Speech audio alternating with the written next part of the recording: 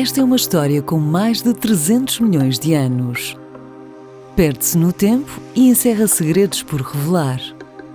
Descobri-los é perceber como uma simples pedra negra moldou a estrutura social e económica de toda uma região. Tudo começou nos mares da Era Paleozoica, em camadas geológicas que hoje correspondem ao anticlinal de Valongo. Formada através de processos de sedimentação argilosa, resultantes das tremendas temperaturas e pressões que então se faziam sentir no planeta, esta rocha metamórfica realizou uma fantástica jornada até aos nossos dias. A ardósia, ou mais correntemente a lousa, tem uma cor escura que deriva da sua composição mineralógica muito diversificada. Constituída sobretudo à base de clorito e quartzo, é das pedras naturais que apresenta maior resistência à flexão e aos ácidos. Os romanos utilizaram-na para criar estelas funerárias e uma grande variedade de artefactos. Mas as suas aplicações foram evoluindo ao longo dos séculos, tendo sido bastante usada na arquitetura vernacular que associa a sabedoria popular ao uso de materiais disponíveis na natureza. Em Portugal, no século XIX, com a instauração do liberalismo e a proibição dos enterramentos dentro das igrejas, a lousa foi então considerada propíssima para os monumentos da morte. Mas, curiosamente, foi também aconselhada para as bancadas dos mercados públicos para substituir os nojentos mostradores de madeira, como os designou um articulista da época. As possibilidades de utilização da lousa eram, contudo, bem mais amplas. Já em 1861, a Câmara de Valongo enviou algumas amostras para a Exposição Industrial do Porto, realizada no Palácio da Bolsa, onde ficaram evidentes as suas potencialidades. A lousa de Valongo tinha características muito especiais que a tornavam única e o território apresentava condições excepcionais para a sua exploração, sendo mesmo possível extraí-la a céu aberto, dado o seu afloramento à superfície. O caminho para a industrialização estava aberto. Em 1865, Valongo assiste assim à fundação da primeira empresa para a exploração de ardósia em Portugal, a companhia inglesa de Valongo Slate and Marbles Quarries. Na mina do Galinheiro, a empresa dá início à exploração intensiva da ardósia, essencialmente destinada aos mercados inglês e dos Estados Unidos. Rezam as crónicas que esta ardósia era usada como lastro dos navios que levavam o vinho do Porto para a Inglaterra e, chegada lá, servia para revestir as casas sob a forma de soletos, aportuguesamento da palavra inglesa slate. Cerca de um ano mais tarde, em 1866, seria também criada a Companhia de Mineração Atividade, empresa de capitais exclusivamente portugueses, dedicada à extração, transformação e comércio de lousa. Ao longo dos anos, a exploração mineira ganhou uma importante predominância económica em Valongo.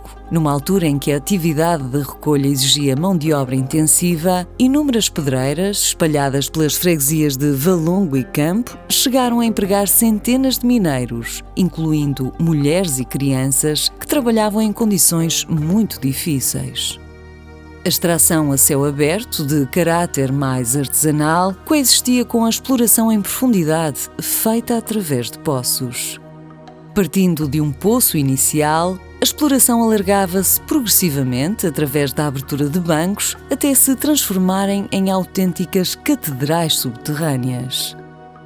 O uso da nova força motriz a vapor de alta pressão veio melhorar significativamente a qualidade dos produtos da Valongo Slate, que se tornou, em 1874, a fornecedora oficial da Casa Real por alvará do rei Dom Luís I.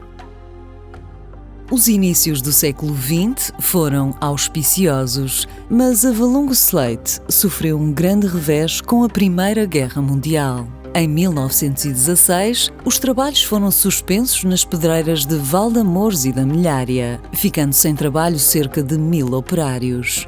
Seguem-se anos de grandes dificuldades e, em 1930, a empresa das lousas de Valongo adquire a Valongo Slate. A crise económica, o desemprego e a instabilidade social continuam ao longo do tempo, desencadeando lutas laborais e o início de movimentos sindicais. A Segunda Guerra Mundial agrava ainda mais os problemas económicos da região, levando ao encerramento de várias empresas. A situação era tão aflitiva que o presidente da Câmara pediu auxílio a Maria do Carmo Carmona, primeira-dama de então, para os 2.000 mineiros desempregados e suas famílias. Nos anos 50, com a reconstrução da Europa, Portugal atravessa um período de desenvolvimento. O setor mineiro de Valongo vê surgir então novas pedreiras, são melhoradas as condições salariais e de trabalho dos operários e, finalmente, a silicose é reconhecida como uma doença profissional que afetava 60% dos trabalhadores mineiros. Em 1965, é fundada a empresa Pereira Gomes e Carvalho Limitada, que começa a laborar em profundidade e aposta em novas tecnologias. Nos anos 80, muitas pedreiras foram extintas e outras aterradas pelo chamado método de arrasamento. No entanto, as duas empresas que continuam em atividade investiram fortemente na especialização dos seus trabalhadores, na mecanização da extração e da produção e na diversificação de produtos.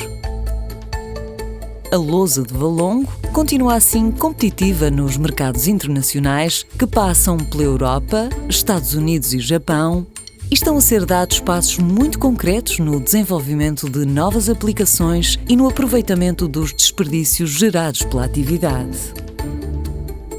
Ex-libris de toda uma região, a lousa de Valongo continua a ser uma marca da qualidade da produção portuguesa em todo o mundo. Cumprida uma jornada de muitos milhões de anos, a Pedra Negra, que emergiu dos oceanos primordiais, chega ao presente com um futuro imenso pela frente.